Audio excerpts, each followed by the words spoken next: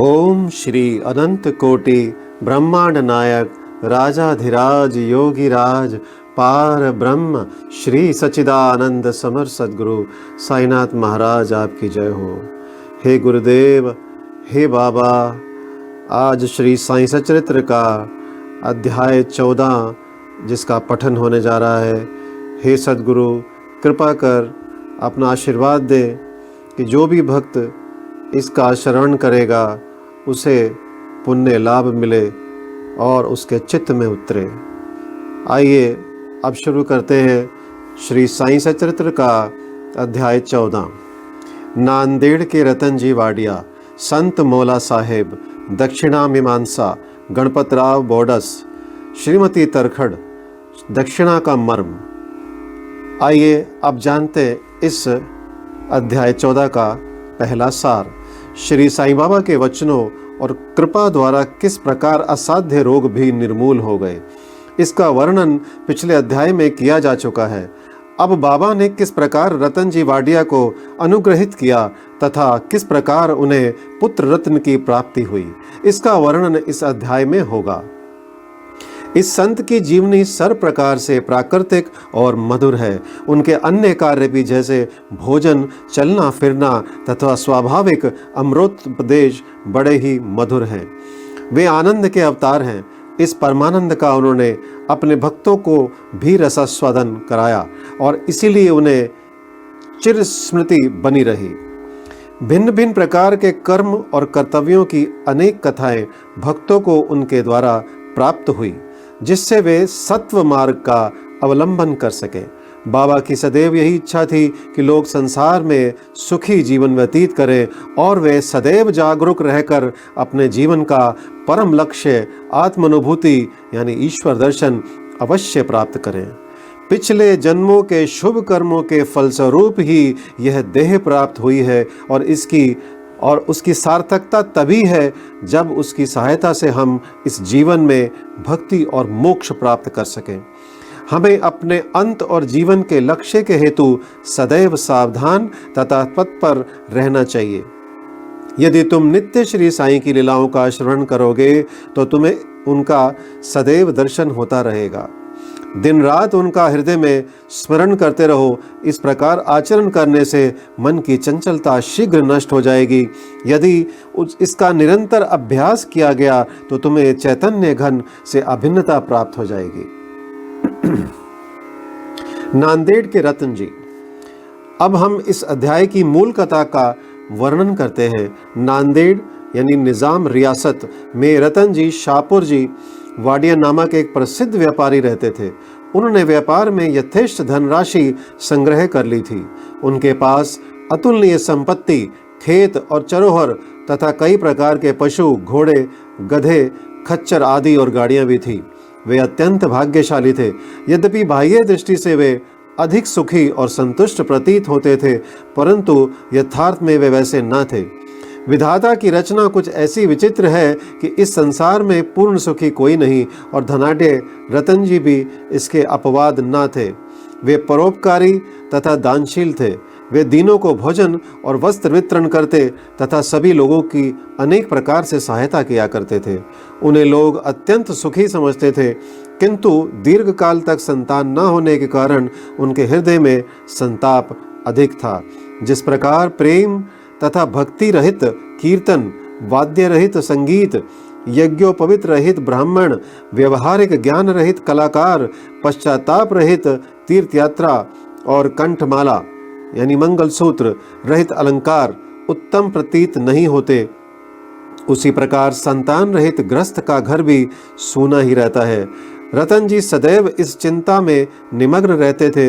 वे मन ही मन कहते, क्या ईश्वर की मुझ पर कभी दया ना होगी? क्या मुझे कभी पुत्र की प्राप्ति नहीं होगी? इसके लिए वे सदैव उदास रहते थे। उन्हें भोजन से भी अरुचि हो गई। पुत्र की प्राप्ति कब होगी, यही चिंता उन्हें सदैव घेरे रहती थी। उनकी दासगणु महाराज पर दृढ़ निष्ठा थी। उन्होंने अपना हृदय उनके सम्मुख खोल दिया। तब उन्होंने श्री साईं समर्थ की शरण जाने और उनसे संतान प्राप्ति के लिए प्रार्थना करने का परामर्श दिया। रतन जी को भी यह विचार रुचिकर प्रतीत हुआ। उन्होंने शिरडी जाने का निश्चय किया। कुछ दिनों के उपरांत वे शिरडी आए और बाबा के दर्शन कर उनके चरणों पर गिरे। उन्होंने एक सुंदर हार बाबा को पहनाकर बहुत से फल फूल भेंट किए।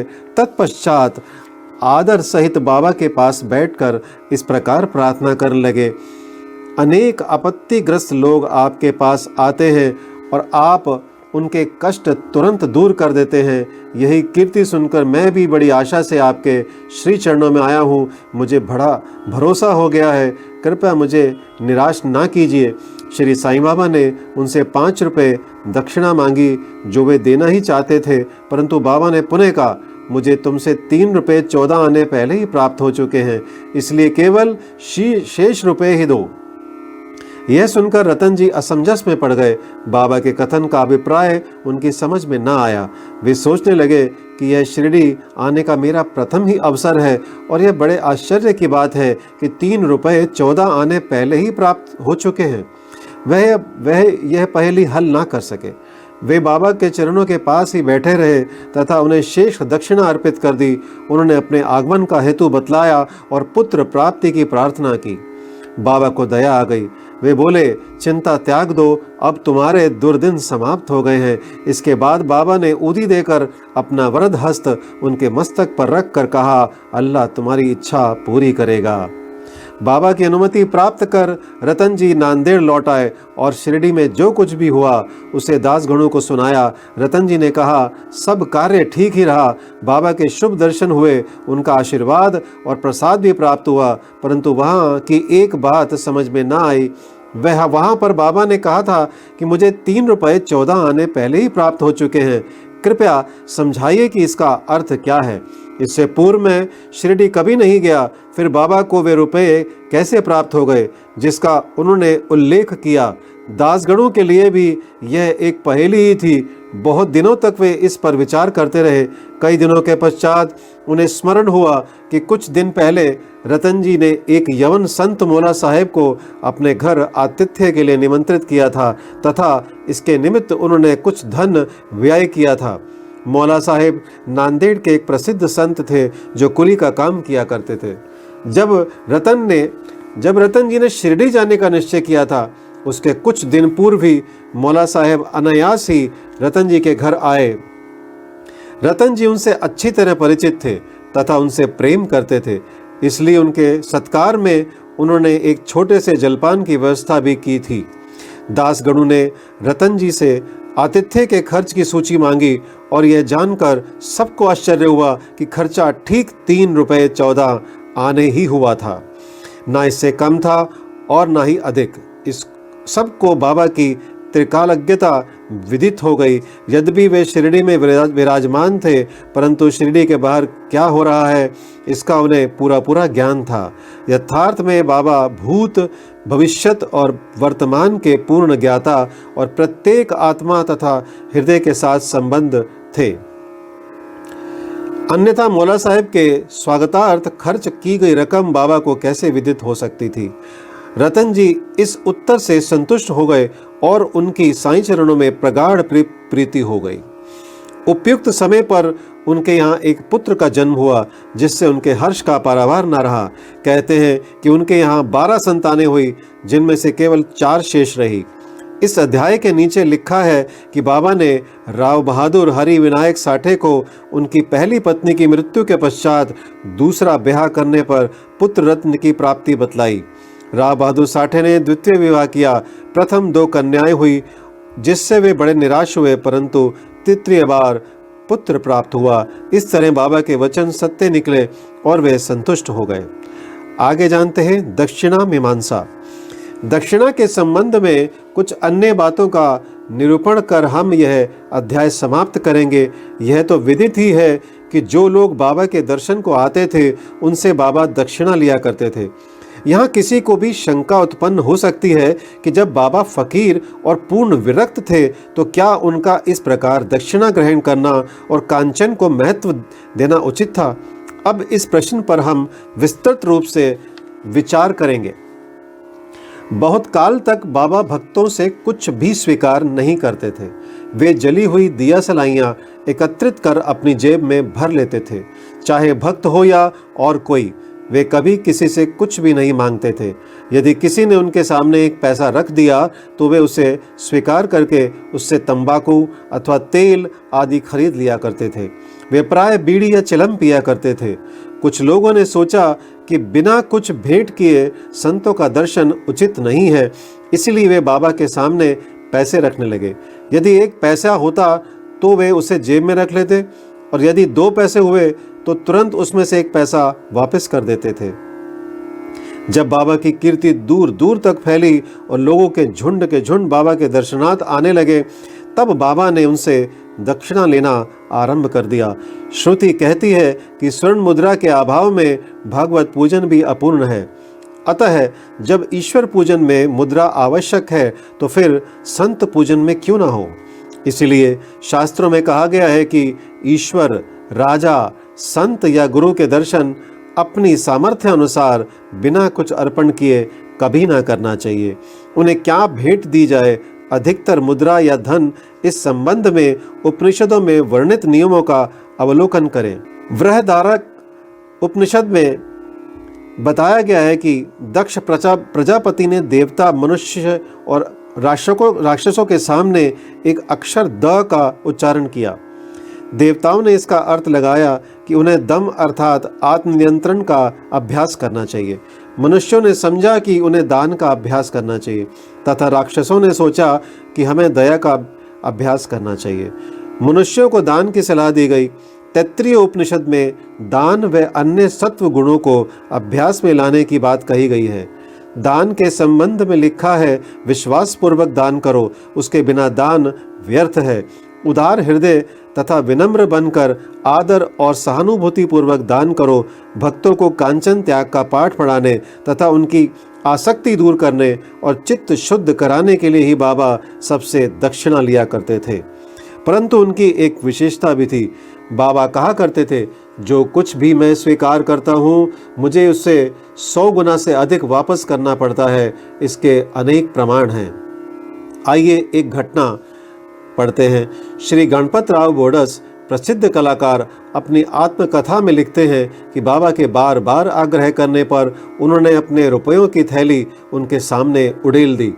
श्री बोडस लिखते हैं कि इसका परिणाम यह हुआ कि जीवन में फिर उन्हें कभी धन का अभाव ना हुआ तथा प्रचुर मात्रा में लाभ ही होता रहा। इसका एक भिन्न अर्थ भी है। अनेकों बार बाबा ने किसी प्रकार की दक्षिणा स्वीकार भी नहीं की। इसके 2 उदाहरण हैं।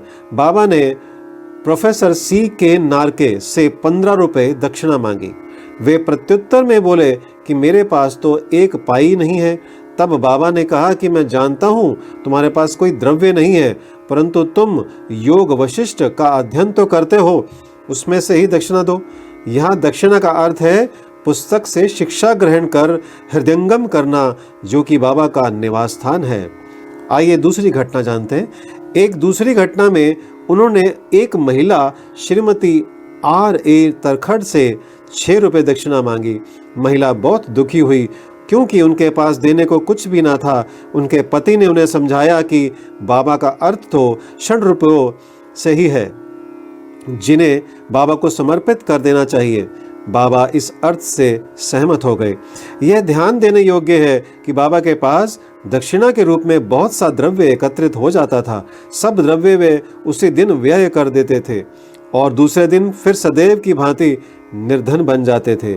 जब उन्होंने महासमाधि ली तो 10 वर्ष तक हजारों रुपया दक्षिणा मिलने पर भी उनके पास स्वल्प राशि ही शेष थी। संक्षेप में दक्षिणा लेने का मुख्य ध्येय तो भक्तों को केवल शुद्धिकरण का पाठ ही सिखाना था। अब आगे पढ़ते हैं दक्षिणा का मर्म।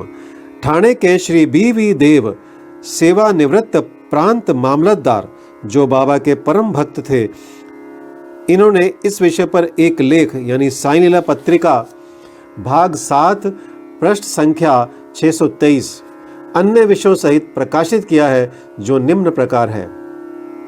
बाबा प्रत्येक से दक्षिणा नहीं लेते थे। यदि बाबा के बिना मांगे किसी ने दक्षिणा भेंट की तो वे कभी तो स्वीकार कर लेते और कभी अस्वीकार भी कर देते थे। वे केवल भक्तों से ही कुछ मांग करते थे।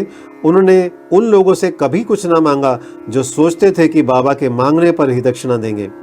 यदि किसी ने उनकी इच्छा के विरुद्ध दक्षिणा दे दी तो वे वहाँ से उसे उठने को कह देते थे। स्त्री और बालकों से भी वे दक्षिणा ले लेते थे। उन्होंने सभी धनाढ़ियों या निर्धनों से कभी दक्षिणा नहीं मांगी। बाबा के मांगने पर भी जिन्होंने दक्षिणा ना दी उनसे वे कभी क्रोधित नहीं हुए। यदि किसी मित्र द्वारा उन्हें दक्षिणा भिजवाई गई होती और उसका उसे स्मरण ना रहता तो बाबा किसी न किसी प्रकार उसे स्मरण कराकर वह दक्षिणा ले लेते थे। कुछ अवसरों पर वे दक्षिणा की राशि में से कुछ अंश लौटा भी देते और देने वालों को संभाल कर रखने या पूजन में रखने के लिए कह देते थे। इससे दाता या भक्त को बहुत लाभ पहुंचता था। यदि किसी ने अपनी इच्छित राशि से अधिक भेंट की तो वे अधिक राशि लौटा देते थे।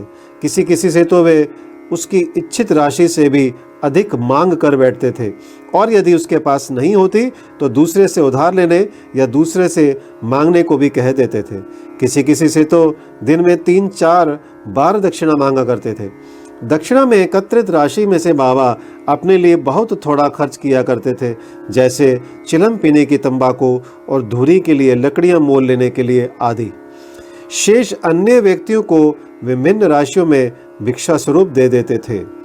शिरडी संस्थान की समस्त सामग्रियां राधा कृष्ण माई की प्रेरणा से ही धनी भक्तों ने एकत्र की थी। अधिक मूल्य वाले पदार्थ लाने वालों से बाबा अति क्रोधित हो जाते और अपशब्द कहने लगते थे। उन्होंने श्री नाना साहेब चंदोरकर से कहा कि मेरी संपत्ति केवल एक कोपीन और टमरेल है। लोग बिना कारण ही मूल्यवान पदार्थ लाकर मुझे दुखित करते हैं। कामिनी और कांचन मार्ग में 2 मुख्य बाधाएं हैं और बाबा ने इसके लिए 2 पाठशालाएं खोली थी तथा यथा दक्षिणा ग्रहण करना और राधा कृष्ण माई के यहाँ भेजना इस बात की परीक्षा करने के लिए क्या उनके भक्तों ने इस आसक्तियों से छुटकारा पा लिया है या नहीं। इसलिए जब कोई आता तो वे उनसे दक्षिणा मांगते और उनसे शाला में राधा कृष्ण माई के घर जाने को कहते। यदि वे इन परीक्षाओं में उत्तीर्ण हो गए, अर्थात ये सिद्ध हुआ कि वे कामनी और कांचन की आसक्ति से विरक्त हैं, तो बाबा की कृपा और आशीर्वाद से उनकी आध्यात्मिक उन्नति निश्चय ही हो जाती थी। श्री देव ने गीता और उपनिषद से घटनाएं उद्धृत की हैं और कहते हैं कि किसी तीर्थ स्थान में किसी पूज्य संत को दिया हुआ दान दाता को बहुत कल्याणकारी होता है। शिरडी और शिरडी के प्रमुख देवता साईं बाबा से पवित्र और है ही क्या। श्री सद्गुरु साईनाथ प्रणमस्तु। शुभम भवतु। ओम साई राम।